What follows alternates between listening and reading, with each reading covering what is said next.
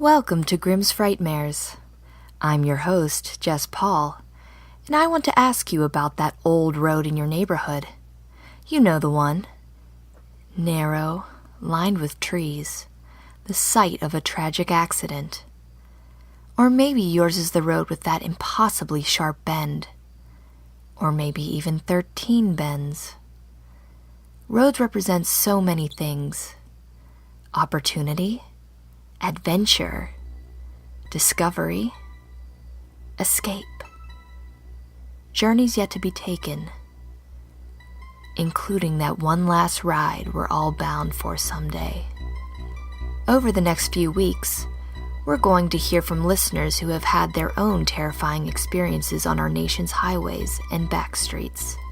So buckle up, it's going to be a terrifying ride.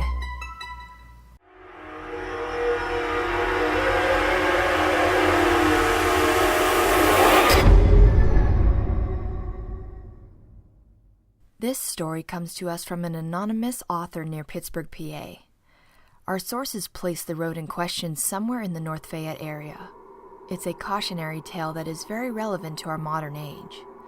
Settle in and enjoy the story of road rage.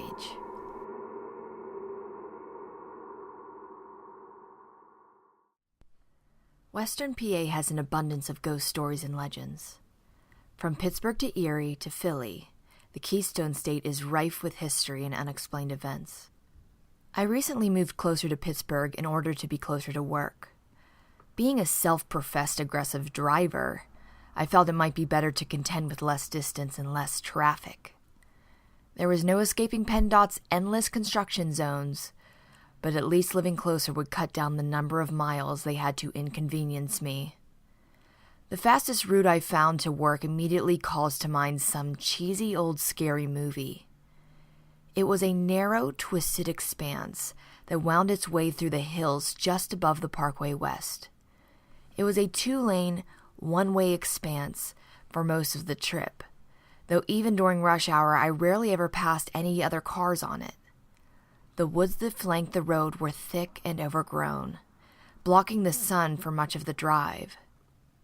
It was odd to find such a secluded stretch so close to a major city, but it was just what I needed to shave minutes off my drive and get me ahead of those nut jobs who cluttered up the parkway. It was a brisk October morning, and I woke up 20 minutes late, my brain in something of a fog.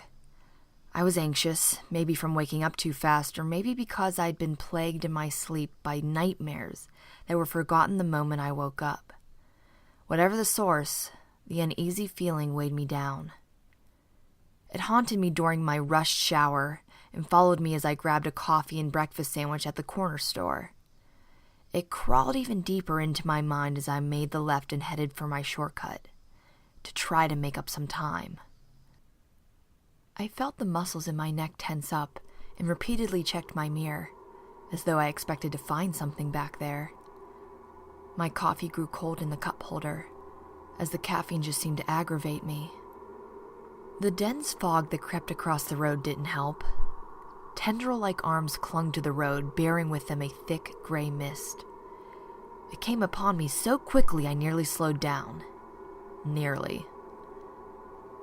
My high beams just bounced back in my face. My fog lights did almost nothing to penetrate the thick mess. I knew the road well enough that I was able to keep a good pace. No one was ever out this early, so I kept to the center of the 2 lanes and floored it until, out of nowhere, a bright set of brake lights lit up my windshield. I slammed on my own brakes and laid into my horn.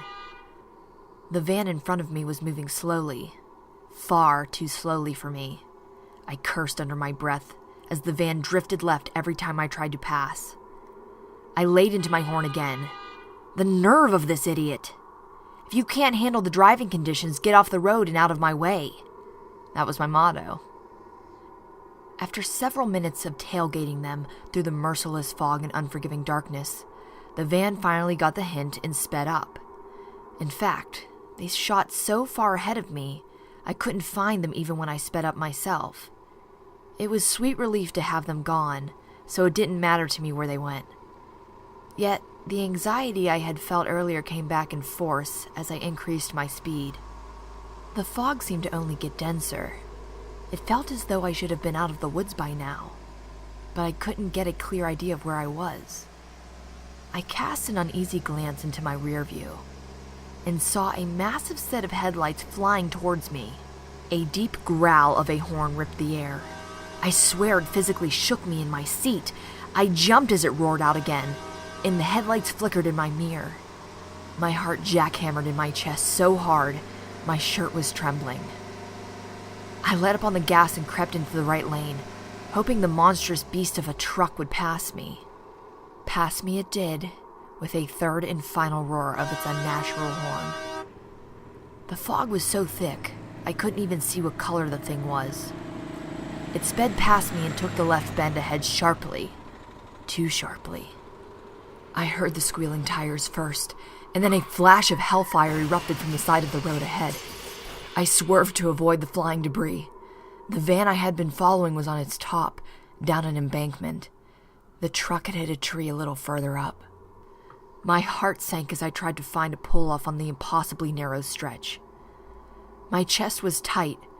I couldn't breathe or think.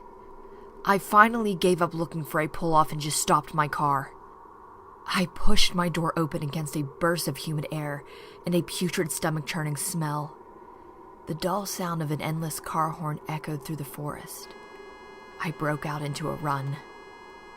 As I got closer to the wreck, I tried to call 911. I cursed the no service message and kept moving, ready to vomit at the smell. My legs grew weak when I realized what it was. Burning flesh. I rounded the bend at last, bracing myself for the absolute worst. Yet, when I arrived, I didn't see a flaming van on its roof. I didn't see a massive truck wrapped around a tree. I didn't hear the horn blaring. I didn't smell the flesh burning. There was nothing. It was as quiet and still and discomforting as any other morning. As relieved as I was to not find a van full of burning passengers, I somehow felt worse. I grew dizzier and leaned against the guardrail. The very guardrail I know I saw the van ripped in half. Yet here it was, intact. No, I realized. It was better than intact. It was practically new, especially compared to the rest of the stretch. Just beyond the rail, a tree with a shattered trunk rose high above. It was dead, or nearly dead, with black marks singed into its surface. A gust of wind hit me, and I smelled anew the acrid scent of leaking fluid and burning flesh. I hurried away, following the guardrail down until I reached the edge of the new section. The original rail was dark, covered in rust and decaying. But just ahead of me, another section replaced a chunk of the old. Just beyond it, a patch of dead grass and another tree with a damaged trunk. Just on the other side of the rail, I saw a sizable stone, rectangular in shape, with a plaque affixed. I drew closer. In loving memory of the 3 lives lost the morning of July 6, 1998, may their tragedy forever remind us of the dangers of road rage. I ran back to my car and never looked back. Nor have I once driven angry in the days since. Sometimes late at night, or early in the morning when I get up, I can still hear the screeching tires on the nearby road. I can still hear the explosion, the horn.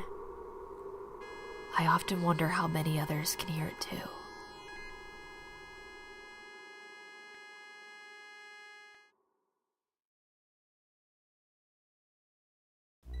If you enjoyed this story, please be sure to subscribe below and check out our other offerings here at Grimm Scary Tales. You can also find us on other social media. Just click the links on your screen. If you have a story you'd like to hear us read, click the link to submit a story, and tell us all about your own personal Frightmare.